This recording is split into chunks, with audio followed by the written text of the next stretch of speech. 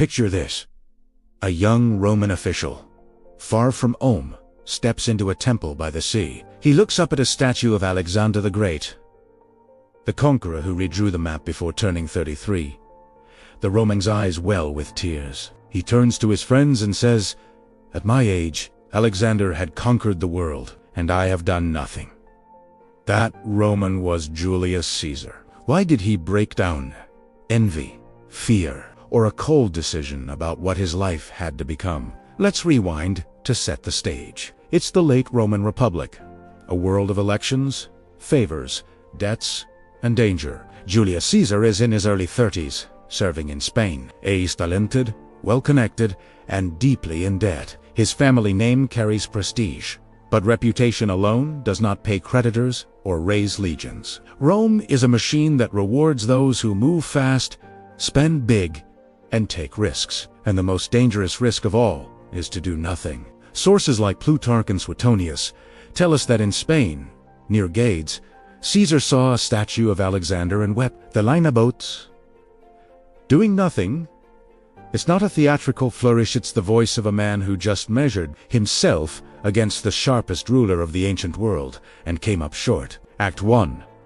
The pressure cooker. By this point, Caesar had already seen how quickly fortunes rise and fall. He'd worn the laurel of a rescue and a pirate kidnapping. He'd learned the cost of visibility under Sulla's dictatorship. He knew that Roman politics was a ladder with missing rungs, and that every step up required money, allies, and a moment the city would remember. In Spain, he is stuck between two truths.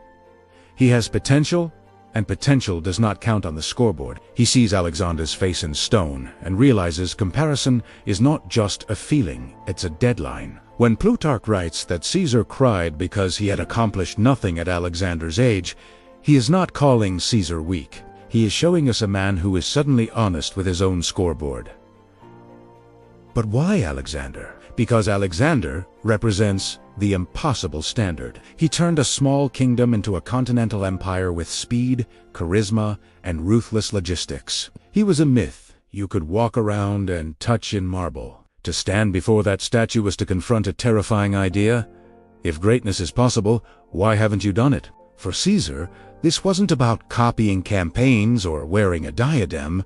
It was about direction. The tiras are not only grief, they are a line in the sand. Act 2. The pivot. According to the tradition, after that moment, Caesar does not drift. He recalibrates. He asks, what can Rome not ignore? Triumphs, laws, and victories. What delivers those? Command. What gets command? Popularity, money, and the right crises. Caesar had the first in his charisma, the second in the pockets of patrons like Crassus, and the third in the chaos of a republic wobbling under its own weight. He races back to Rome as a man on mission. You can feel the gear change in the sources. The debts are still heavy, but now they have a purpose. The friendships deepen into alliances, the speeches sharpen into weapons. Caesar chooses the path that leads to provinces, legions, and headlines. There's a personal engine here, too. Alexander's timeline becomes Caesar's metronome. If Alexander's youth proved that time is a tool, then Caesar would squeeze his 30s for everything they were worth. He becomes relentless with calendar and narrative. He courts the people as if they were a single voter. He binds the political elite with obligations they cannot easily escape. He learns to make a crowd see a policy as a story about themselves, and to make a story about himself look like destiny. The tears of the statue were not a collapse.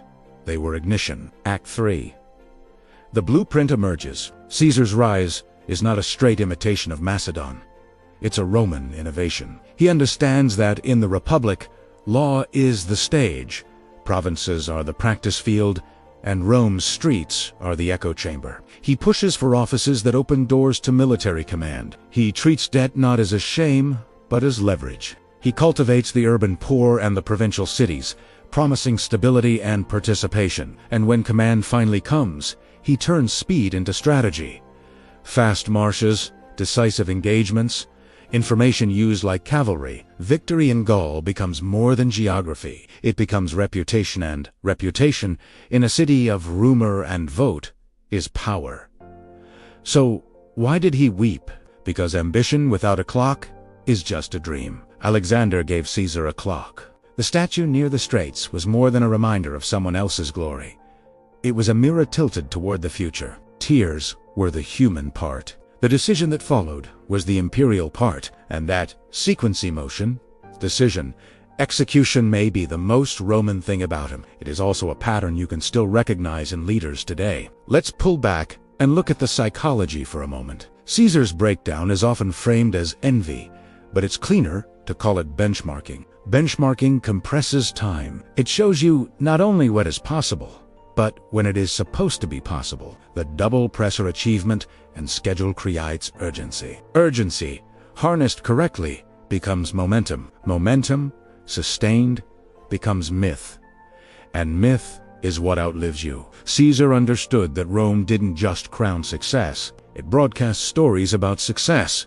He learned to feed that broadcast. There is also a warning buried in this episode. Comparing yourself to an outlier can fuel you, but it can also distort you. Not everyone bears the cost of moving at Alexander's speed, or Caesar's speed. The Republic paid dearly for the choices that ambition required.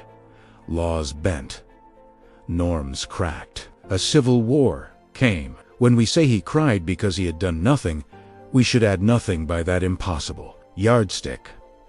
The Roman world produced giants because it rewarded risk. It also produced ruins for the same reason. In a moment, we'll map the chain reaction from Spain to the steps of power in Rome, and how a single emotional jolt turned into a decade of decisive moves. Before we do, remember what the sources actually say. Plutarch places the scene near Gades.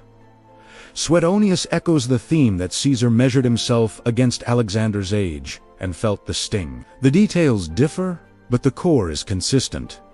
A moment of private honesty that shaped a very public life. Here's the chain reaction boiled down. First, recognition. I am behind. Second, reframe. Behind according to which clock? Third, resolve.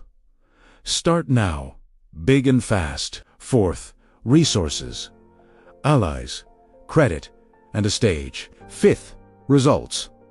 Small wins that look like a pattern that looks like destiny. The man who cried in a seaside sanctuary becomes the man who crosses a river in winter and rewrites the rules. Whether you admire him or fear him, you can't deny the sequence, and it starts with a statue and a standard. Why does this matter now? Because everyone has a statue. Maybe it's not marble, maybe it's a number, a title, a creator you follow, a milestone you set for yourself. You walk past it and feel the gap. The Roman lesson isn't be Alexander or be Caesar. It's be specific. Choose the yardstick. Choose the clock.